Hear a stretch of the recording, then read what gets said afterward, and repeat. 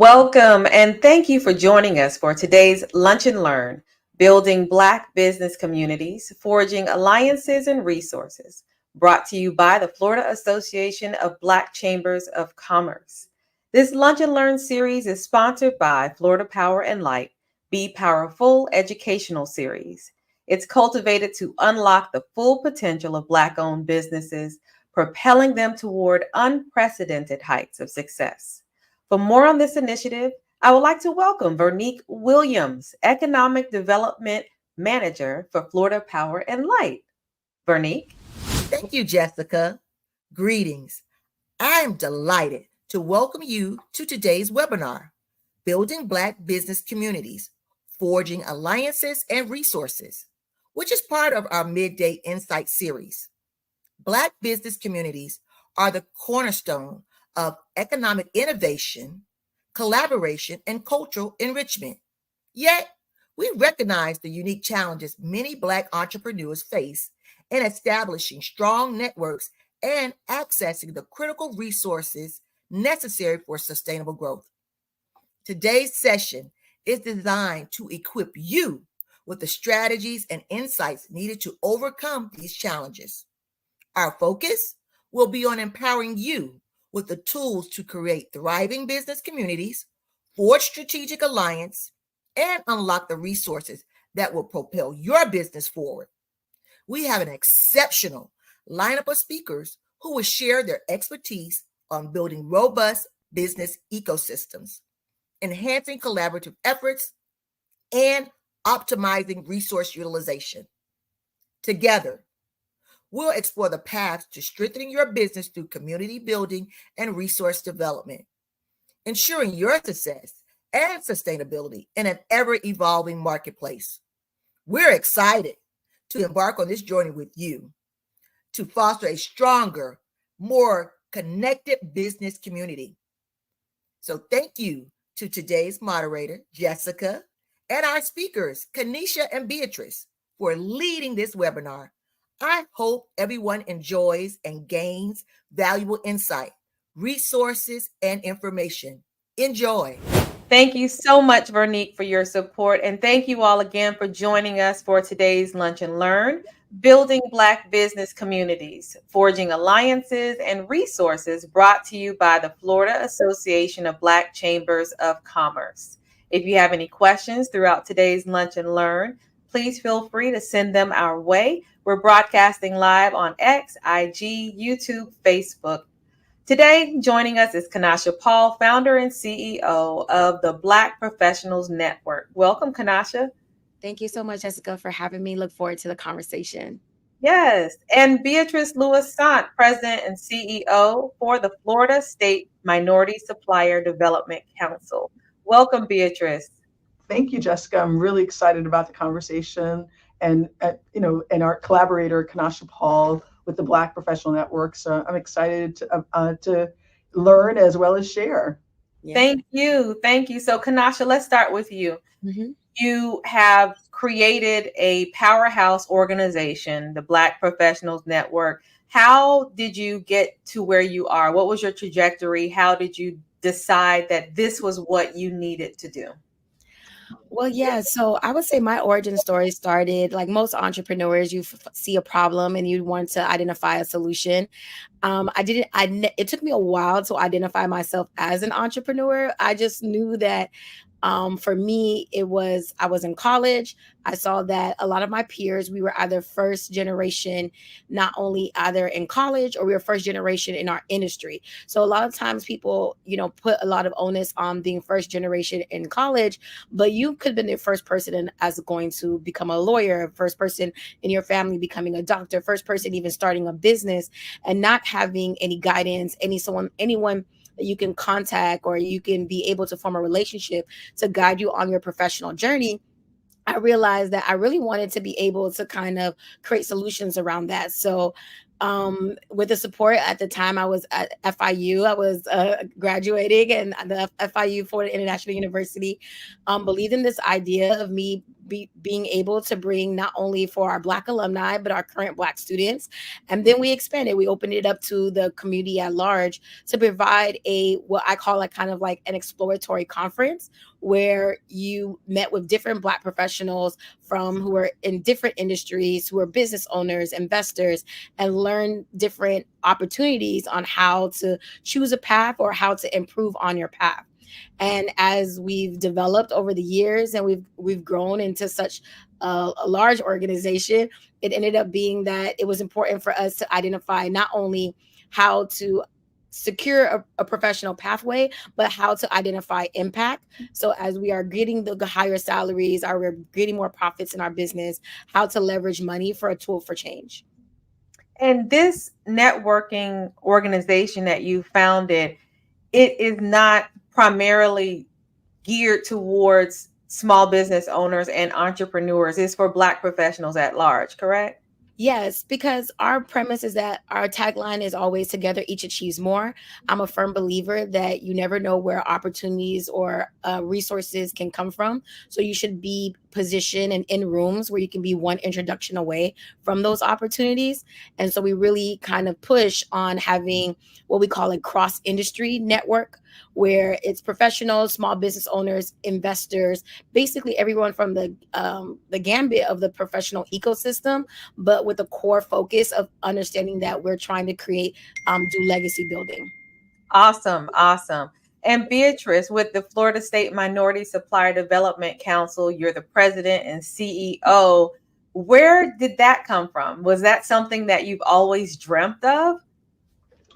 Well, I like to say my story is only true in America, but particularly Miami. I'm a Haitian immigrant, and my dad, my mom, my sisters, my brother, they've all been entrepreneurs. So in our family, entrepreneurship has been the pathway to wealth, to home buying, to creating jobs. And I'm very fortunate in that I've never worked for a for-profit. And prior to being the president of the council, I ran the Black Business Association.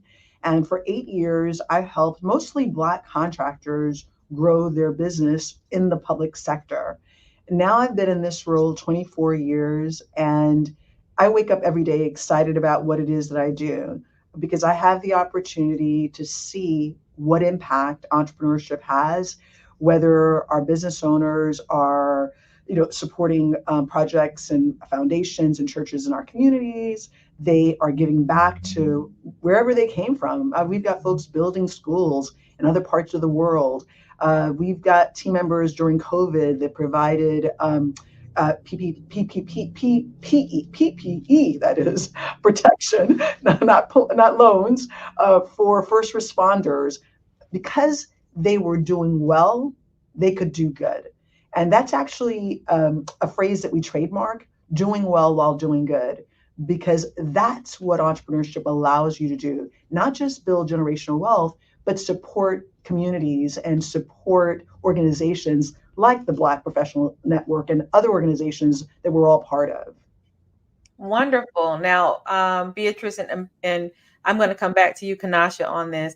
Beatrice, your organization is the Florida version, but this is a national organization. Is that correct? That is correct. We serve the entire state of Florida. Our main offices are in Miami, but we do have a regional office in Orlando, an office in Palm Beach, as well as Tampa. We're part of a national organization, the National Minority Supplier Development Council, and I have counterparts around the country that help Black, Hispanic, Asian, and Native American companies to grow. And that is our mission, by providing services from loans to technical assistance to training. Those are the things that we're doing that really helps our firms to build their capacity, to win more opportunities, to get the loans that they need to grow their companies. And then Kanasha, you're not just a Florida-based corporation. You're in other states as well. Yes, we're in California and Illinois. We have chapters in Chicago and Los Angeles. And the reason why I wanted to bring that up so that our viewers can understand that your comments about community building is not primarily subject to a specific space and place. It is a broad scope on how to build these communities for the growth of you as a professional as well as for your business. But either of you can answer this question. What are the key elements of building a strong business community? And then let's hone in on the fact that Black businesses may have to approach that landscape in a different way. And what do those elements consist of? Kanasha? So from the top, I always would say it requires being very intentional and having a shared vision on how you want to accomplish things within your business journey or your professional journey. For us, we take community building very seriously, and the fact that we identify that everyone, all of the people who are coming to our organization, whether it's our mixers, our annual conference, our quarterly academies, that they are coming with different experiences, coming with different needs, coming from different value points. And so we really try to be very intentional about carving opportunities and resources that really help them understand, that help them accomplish their why. And it takes us first figuring out what is their why. We put a lot of energy in identifying what are the goals that our professionals are looking to accomplish. We give them a roadmap of different suggestions and recommendations that they need to hit. Many of our professionals, especially in this iteration of our organization, our focus is about getting 80% of our network to become accredited investors, because we know that it's going to be an important milestone to hit and being part of the ecosystem when a lot of Black businesses don't get capital. And I think that we should be part of the solution, that if you're not getting capital and other resources, and us as professionals leveraging our leveraging our careers, leveraging our businesses, we can be the change that we're looking to see. So community for us is really about being very intentional and making sure that we provide resources that help them accomplish their why. Thank you.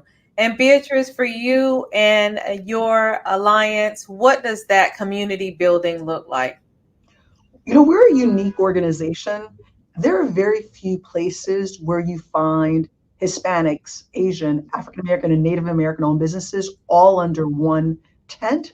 But because part of our mission is connecting them to procurement opportunities with government, the private sector, Fortune 500 companies, global companies, and with each other, we have decision makers that are at the C suite that many of our firms would not have an opportunity to engage in.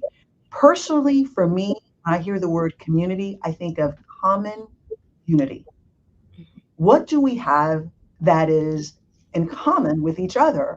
And I serve entrepreneurs and the needs of corporate America, governmental, educational, healthcare institutions to meet their supply diversity needs. And people do business with people that they know, like, and trust. And so if you don't build a community, if you don't go out and search that community, it's challenging to be successful. I like to think of I like to tell our entrepreneurs, you're building community. If you're going to be successful as a business owner, we know how challenging it is to strike out on your own to decide you want to be an entrepreneur. These are the 5 C's that I recommend around that community. First is capacity. How do you build capacity as a company to win more contracts? And I'll be sharing more about that. Contracts. How do you identify where the opportunities are? Uh, where the opportunities are. Certification. We have the gold standard for certification. That's a national certification. And it may not be our certification, it may be another certification, but that allows you to enter a community that you may not be part of. And then contracts is so critical because, capital is so critical to growing our companies. And unfortunately, Black businesses are turned down for loans at a higher rate than others. But how do we find the money to build these incredible companies? And then lastly, collaboration. It goes back to common unity. What do we have in common so that I can grow quicker? We can grow together. What are your areas of expertise? What are mine? Then we can then look at what opportunities we could look at regionally, locally, nationally, globally. And so I'm interested in expanding on those thoughts, but in terms of building community, for certain, those are the areas I'd ask our Black businesses to really take a look at and build community around. Is there any personal experiences that either of you can share on how building a business and utilizing community and networking has impacted their growth? Yeah, Um, I can give an example right now that we're currently doing. So right now we're approaching our 10th annual Black Professional Summit. This year makes our 10th year as an organization. And so we launched what we called a 75 Summit Challenge. And so I know a lot of people probably been seeing like 75 hard, 75 soft, and it's been focused around people, getting their wellness together. But we decided to make it really geared towards the core things that we focus on as an organization. So holistic wellness, networking, financial education, and then making sure that you are very goal focused. So we have 5 things that our community right now is like about over 100 of individuals who signed up, and now there are every day checking in that they've networked with an individual, they've done their steps, they've done their SMART goals. And even us, like me, who is on this journey, like I'm amazed. I was like, I didn't even know I could do 5,000 steps a day. So it's like, and the push to get to do 5,000 steps has definitely been such a great, but then being able to but just seeing how impactful, people, like the messages that they're sharing in the group of how normally people do this journey on their own, but now they feel power that they have a group of professionals who are they're doctors, lawyers, investors. It's such a wide a gambit of professionals who are doing this journey with us, and it's been so impactful. And that's just one subset. Like this is like our mini community, because we have actually 4 in the network. We have what we call legacy houses. So even introducing our legacy house community, to this group of 75 summit challengers has been rewarding. Like you just see that they've been embracing like being a guardian, being a tycoon, being a luminary, being a diplomat. And they're really proud to be part of their micro communities within the network, because it's been really important for us to share that community could look very different. You are part of BPN community, but you're also a part of a business community. You're probably a part of your industry community. But at the end of the day, I love what she said about common unity, and but for figuring out what are those common connectors. And I think just seeing people just grow and develop with each other in this way. So that's for me like my recent personal. So I just been loving seeing like everyone just take on this journey, and it's been a rewarding experience. Yeah. Thank you. Beatrice? Well, for me, what comes to mind as a company is Coke Florida. So when most people think of Coke, all American drink, a black man runs Coke Florida in the state of Florida, Troy Taylor. And recently he spoke for us and he talked about what does he want to be remembered for? And he said, not about building a great company, but how I impacted the community. Last year, they won our Doing Well While Doing Good award, and they are focused on sustainability, providing backpacks, computers for kids, mentoring. They're doing so many things to have impact throughout the state. And then I can think of Ann McNeil, who owns MCO Construction. She was one of the first Black women contractors in the state of Florida. And her way of making a difference is by introducing anyone that will listen to her to the book Think and Grow Rich. And she wrote a book about masterminding, which I'm a masterminder. So it's about, like you said, Kanasha, iron sharpening iron, supporting each other, a community where people are saying, you can do it. I'm at 5,000 steps, I could be at 10. And so that's a system that we're using. And that's our book of the year and workbook of the year. Anne wrote a workbook, How to Start a Mastermind Group. It's really about how do we help each other? Because if I can reduce the time that it takes for me to get where I'm going, whether it's professionally, whether it's in business, personally, I want to be part of that community. And so Black entrepreneurs, Black people have always, I think, really has focused more, I think, about community. We haven't had as much, and so we have to support each other to get where we're going. And I can't stress that enough. So those are just two great examples, Troy Taylor and Ann McNeil, that really live up to the doing well while doing good. Thank you for that. Now, as it relates to a small business owner or an entrepreneur, what are some effective ways that we can leverage these communities or networks?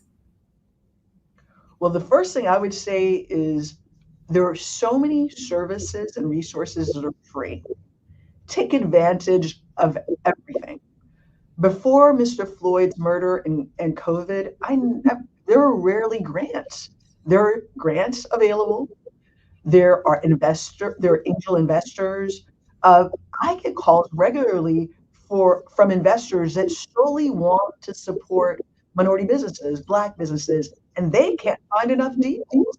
Well, I need you to call me. I'm sorry, I'm just kidding. Go ahead, Beatrice. So we can talk anytime. So there is money out here, but preparing, making sure you understand your numbers.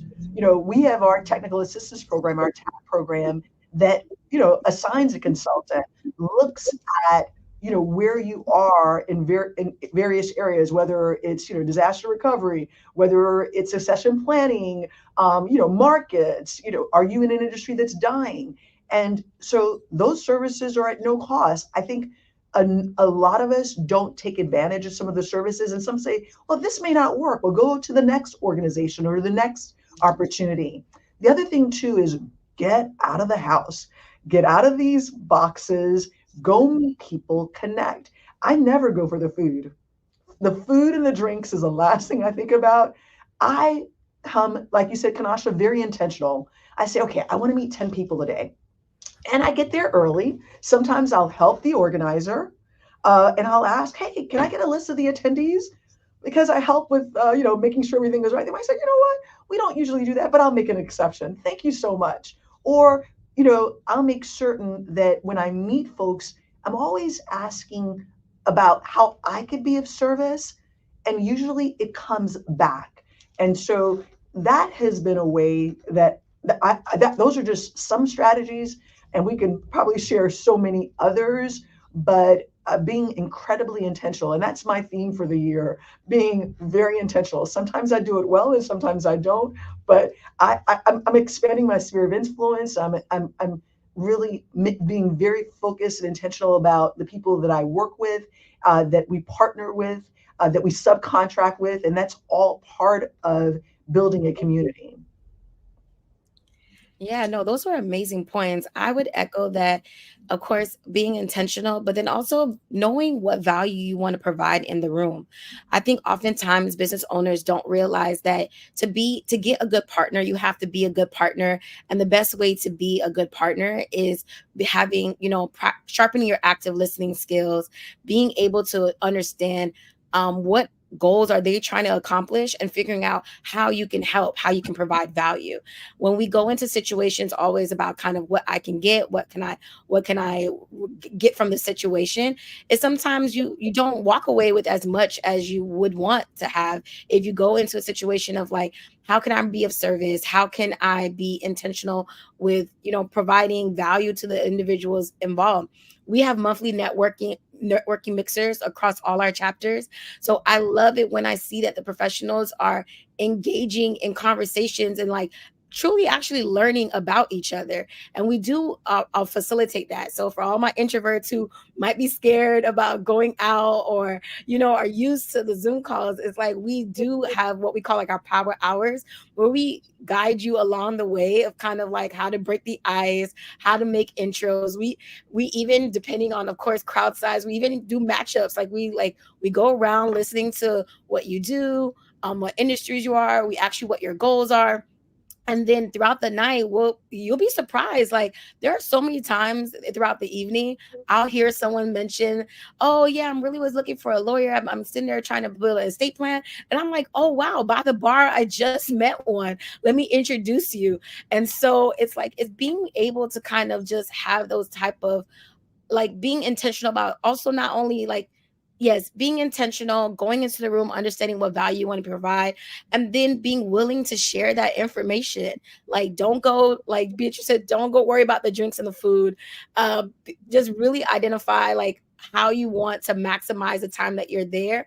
And then if our space isn't where you're going to feel most like you're going to feel that you're going to thrive, there's a lot of other communities that are out there that are going to provide you the community and the ecosystem that you're looking for.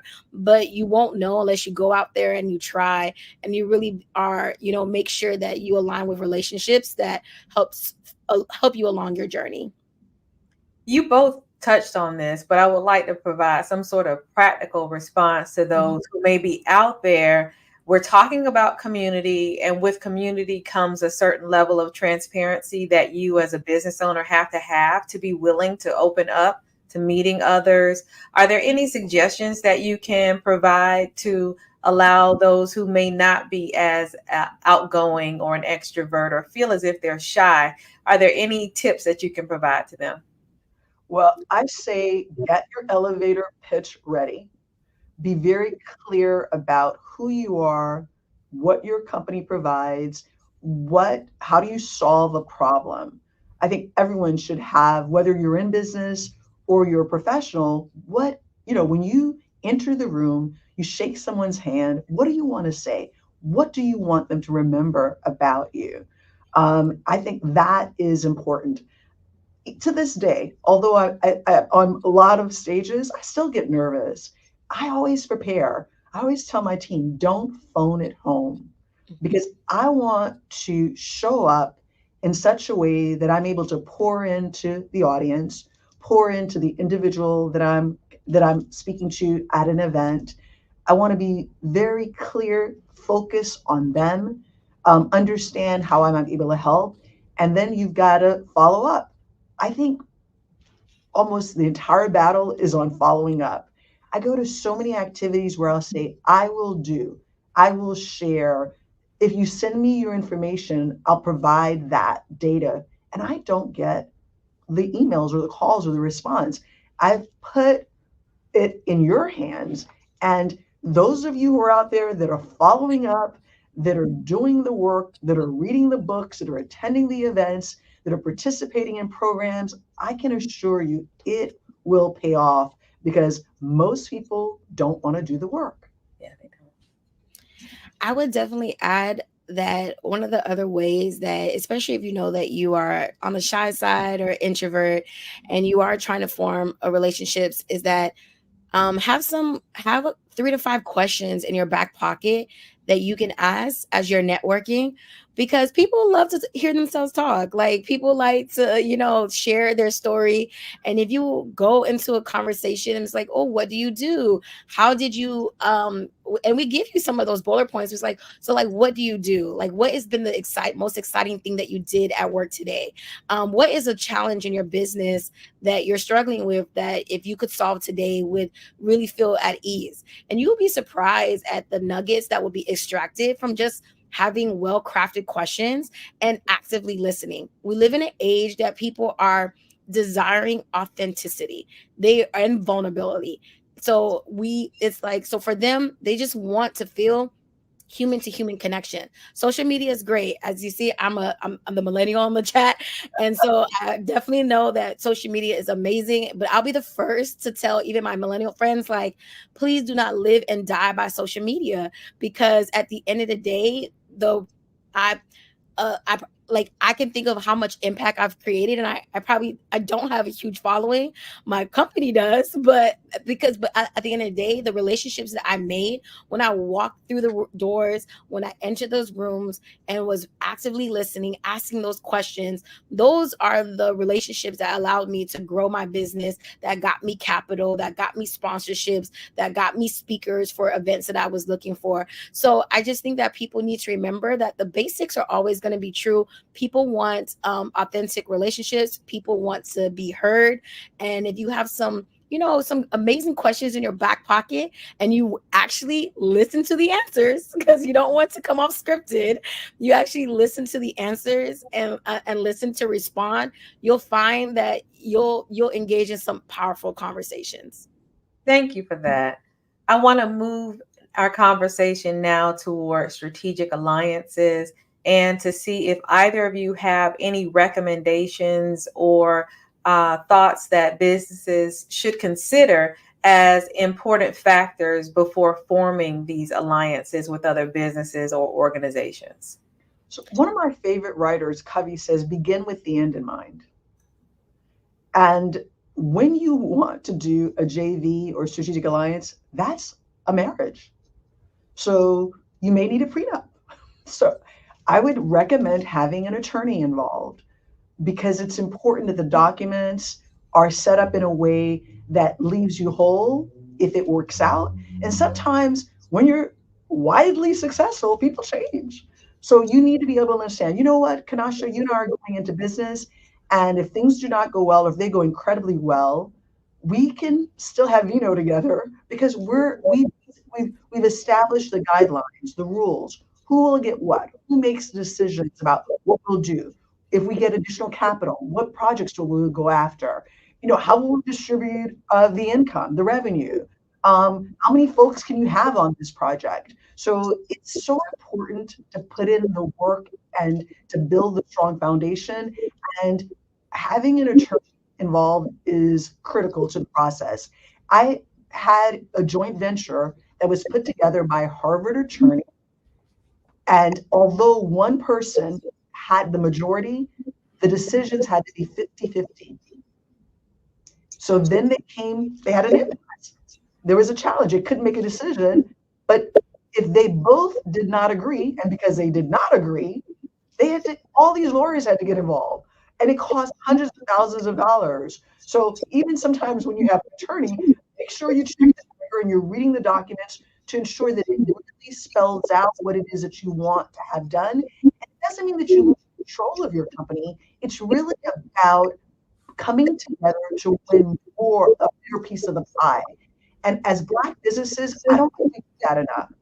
So if it's good enough for AOL, Time Warner, Discovery, and Disney, Hulu, whatever those mergers and acquisitions are happening out there, uh, that's big money, so that is a way to grow exponentially. You look at mergers and acquisitions, because we my expertise, your expertise, my capital, your capital, where you are around the country, we can then serve the entire world if we come together. I just want more of the pie, but I'm okay of getting multiple slices if the partnership makes sense. Even as a not-for-profit, we have sub-consultants that work with us. We have minority businesses that provide services to our MBEs because we cannot do this work alone, and we need the expertise. And so I thrive on relationships that allow us to grow and meet the needs of our constituents better because but again, we always have an agreement, though. We always have the lawyers check it, and we keep each other accountable, and we know the rules of engagement. Well, for me, as a trained lawyer, I'm always going to agree with that. I went to law school, so I'm always going to tell people, make sure your T's and I's are dotted. But I would also say something, and I love this question because this is something that is probably it's my one part of my soapbox topics. Go into strategic partnerships knowing what is valuable to that partner. I see so often that people will hear that, oh, this firm, this angel investment firm is providing funding, but you don't know their thesis on what type of companies that they invest in. So, but because you know that they have a pool of funding, you're chasing after it because it's like you want to get the slice, but it's not even a fit. The business that you operate doesn't operate with what they typically fund. You hear a sponsor is providing a certain providing certain amount of grants or providing or is down to partner with certain organizations, and you don't do your true research to identify, is your business really that fit for those sponsorship opportunities. I think that we would see, especially as Black business owners, when you know that your time is very limited, you have very limited resources, the cheapest and most cost effective thing to do is do due diligence research, and I really truly find out if you're aligned with that partner. If you're not, you could save so much time, you could save so much effort, and then only go after partners that really are, selling what you're buying what you're selling, and so that you can create those strategic relationships. So I'm really firm about that. Even when people pitch ideas or opportunities, I find they make it so much about themselves, and they're not really gauging, like, is this in alignment with their business model? Is it alignment with the people that they're served? Is it in alignment with the goals that they want? And I understand at the end of the day, we're all trying to get a deal. We're trying to get opportunities. But again, when time is limited and you don't have a lot of you don't and resources are limited, I always tell business owners, especially the fellow founders, be strategic, really learn what is valuable to that partner and form the right relationships knowing that. And you both brought this up about partnerships. What are some of the recommendations that you can give when these businesses are trying to identify potential partners or allies? Do you have any recommendations for them? Well, the first thing is most people think about losing control rather than the end goal. So that's the first thing you need to think about. And also, you don't have to give up your company. So if, Kanasha Paul, Beatrice Lewis Saint LLC, that's the company now we own together, but I still have Beatrice Lewis Saint LLC. So when we come together, we determine what projects we'll do together. What's the expertise that you have? A lot of times, I think folks don't take the time to plan and to really work on the business rather than in the business. Where are we going? Where are there new markets? Who are our competitors? What are they doing differently? Researching. Are they buying new companies? Are they starting? Are they buying companies that already exist, or are they establishing new companies? What makes more sense?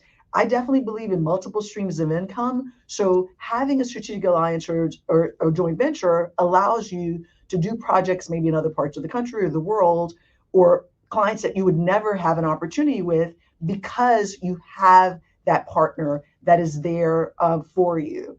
I know many of our major corporations, they want bigger Black firms because they're not breaking up the opportunities.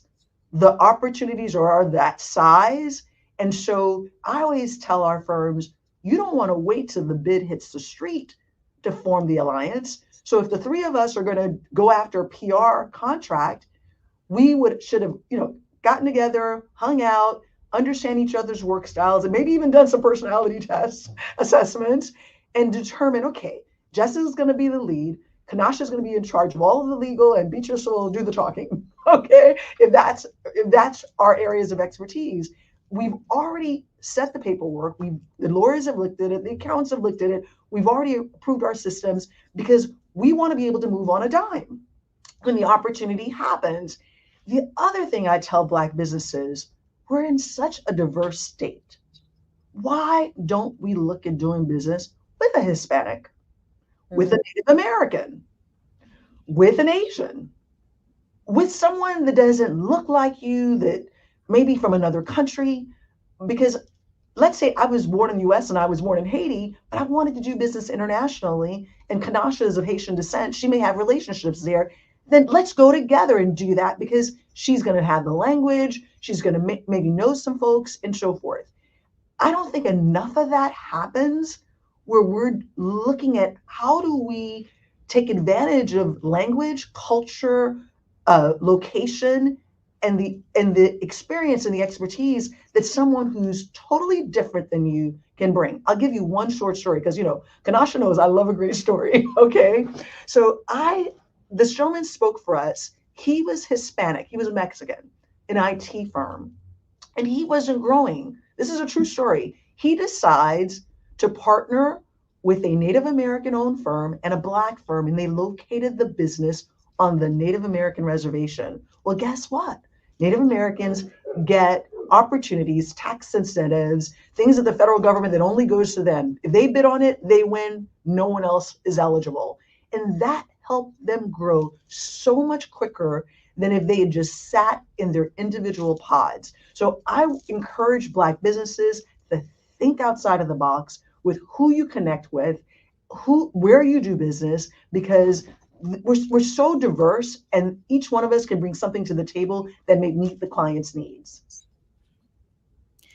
No, I 100% agree. I also think that a lot of times as Black business owners, we sometimes forget that in our own business plan, there are years or quarters. I'll say there's quarters that have more priority. You might have a quarter that you're prioritizing marketing. There's a quarter that you're prioritizing new customer acquisitions. You might have a quarter that you are prioritizing getting new lines of revenue.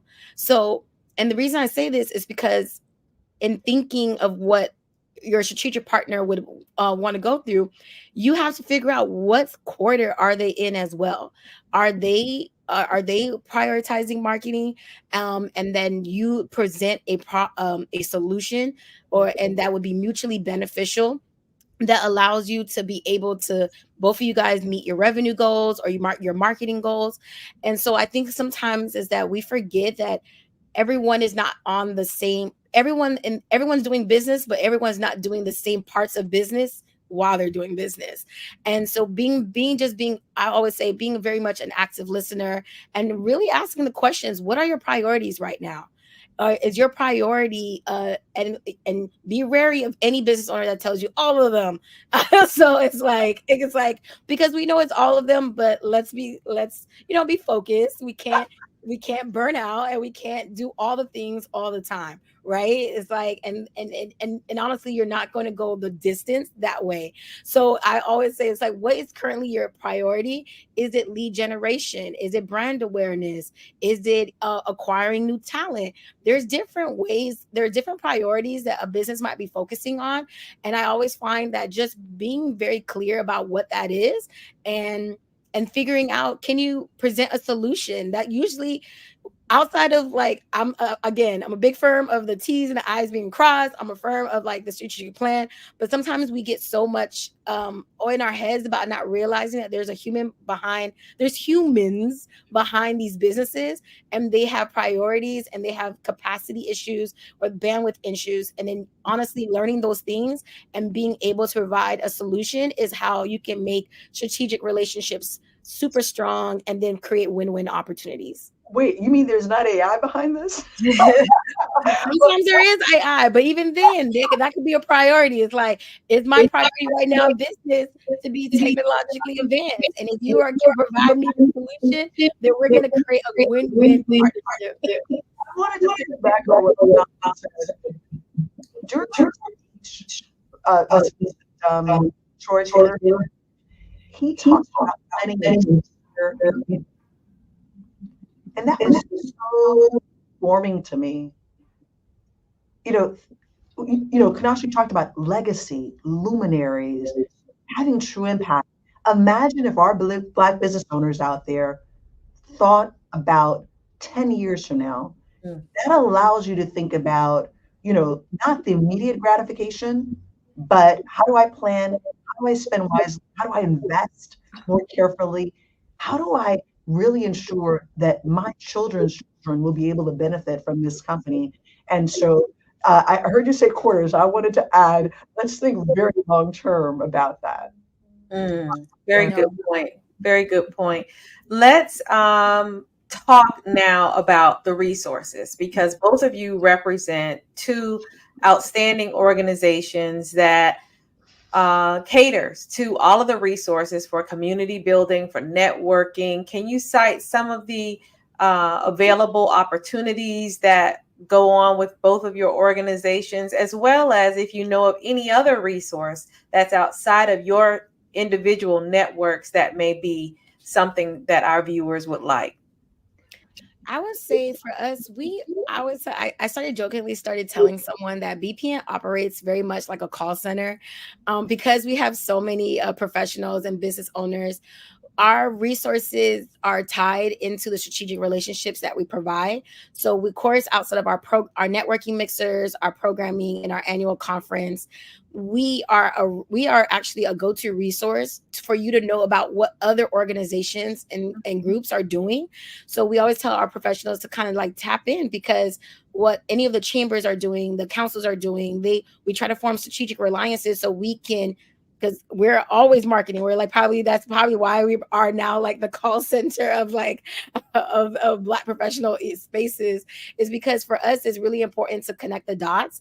I'm more focused on making sure that people truly are one introduction away from opportunities, and the only way that we can do that is making sure that we do form partnerships, we do form relationships, and people let us know what they're working on so that we can connect the dots. Well, we've got several programs that help develop our companies, whether you're certified or not. So, for example, we have a program called Empower to Grow. It is funded by the SBA. We serve 19 states and Puerto Rico and the Virgin Islands.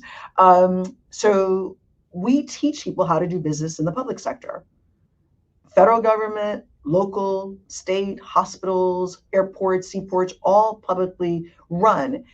Government is the biggest buyer in the world, and so that's just one of the services that we provide. Additionally, we have our technical assistance program, TAP. If you become a customer, you have to be in the state of Florida and a minority business. You can be assigned a business consultant that helps you during this journey. Entrepreneurship can be incredibly lonely, and it's great to have someone you could really bounce ideas off of. If you become a client, we're regularly providing information about bidding opportunities, training, other activities that may be important to you as you grow. We have a contract with the U.S. Department of Transportation. We run the Small Business Transportation Resource Center that serves the Virgin Islands, Puerto Rico, Alabama, and Florida. The U.S. government passed a $1.3 trillion infrastructure bill. Lots of opportunities. Road, airports, seaports, signage, food and beverage at rest stops, EV charging stations, architects, engineers. There are so many opportunities, and we're sharing information regularly about what those are, where are those opportunities, but we're focused on bonding, financing, and all types of things that really helps companies build their capacity. We just had our bonding education program, and just that cohort alone, we've just closed on $10 million of bonds. And so folks that didn't think they were bondable, we've been able to, with our partners, get them bonded. We have our loan programs. The BCF Loan Fund. We're a provider for the Miami Open for Business through the Miami Foundation's a loan fund. SBA, I was just in DC. SBA has a program that they've just launched. It's called. I'm looking at my notes here, and I provided you the link. It's called Lender Match Connect. So if you're looking for financing, not just banks, but non-traditional lenders, CDFIs, where you can actually identify which lender is best for you. SBA also launched something called the New Business Reliance Guide. I talk to all of our businesses about their plans for disaster preparedness and recovery and succession planning. So, how do you build in resiliency, whether you're a startup or a multi billion-dollar company? And that's something I think we don't do enough of as Black businesses. Are my children going to run the company? Am I going to sell it? What is the company valued at? So, I also provided that link, Jessica, to share with the audience about building resiliency. And we also have a contract with the Florida Department of Transportation where we help primes meet their DBE goals, which are disadvantaged business enterprises.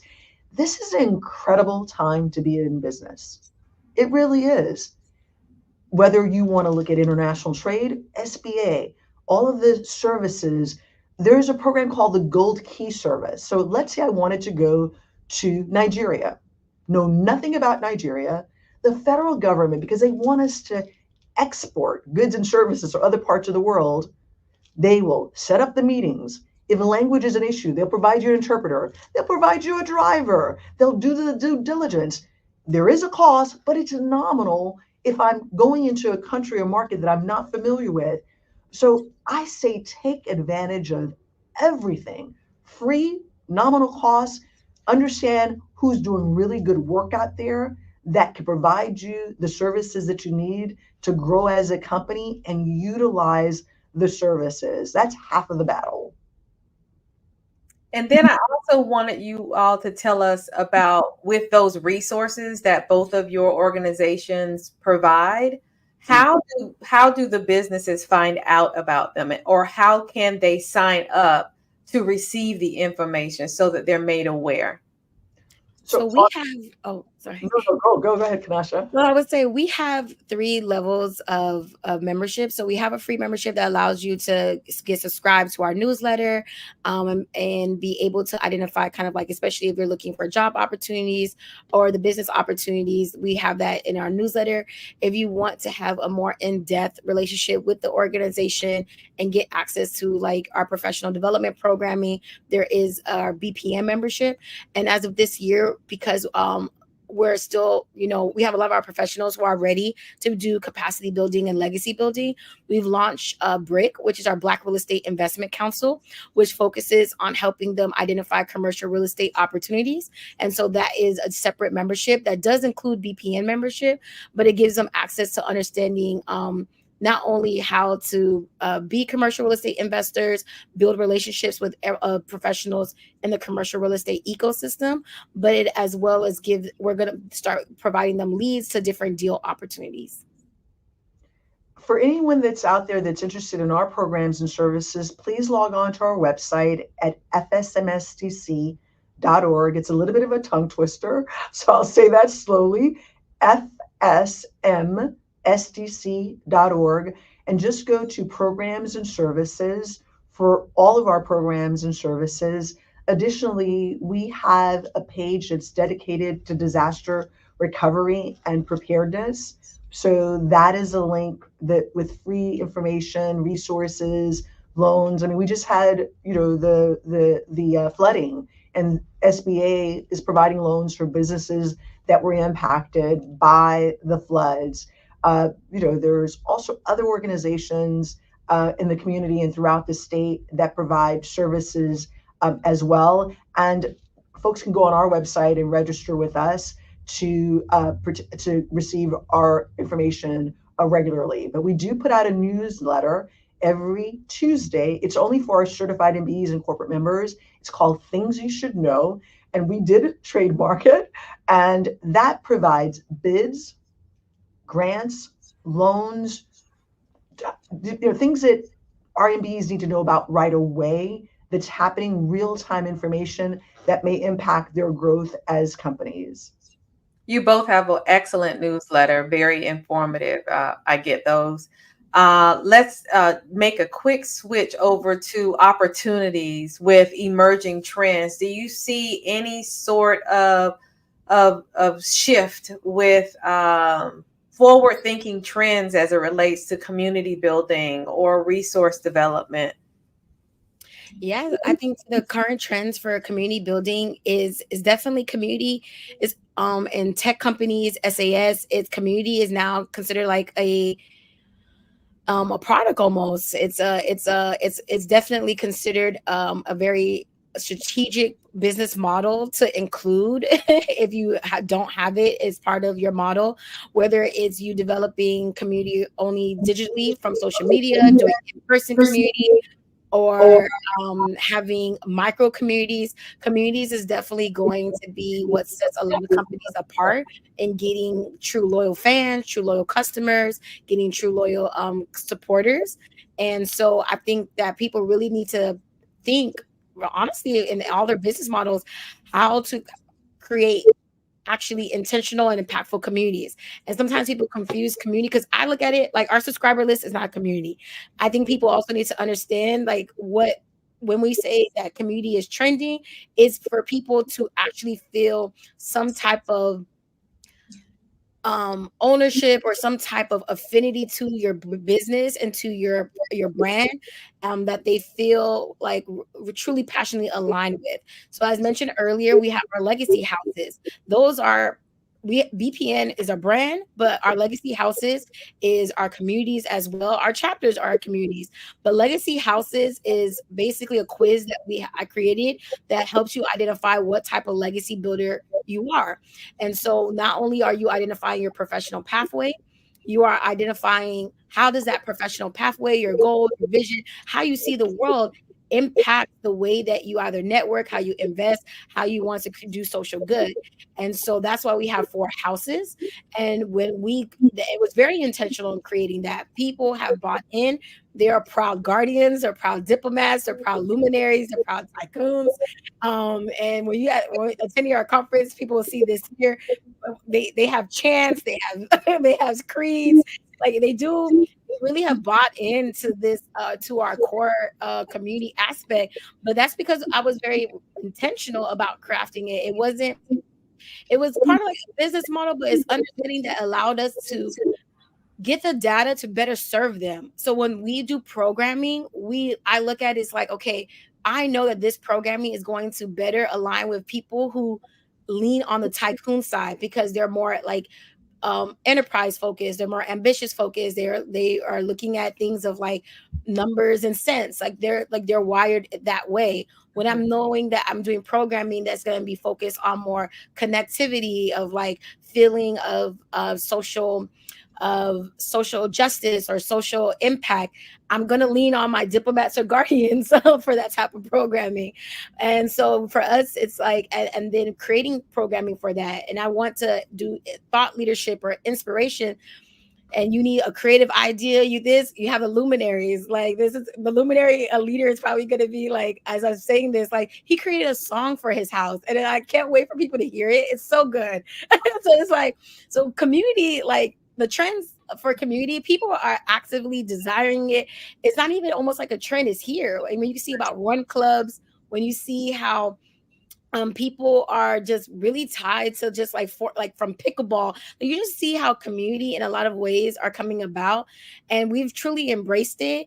Not only from just like, oh, the number of members we have or the subscribers we've had. No, we have intentional communities that buy into the vision, they're contributing to the vision, and they really feel like they have ownership and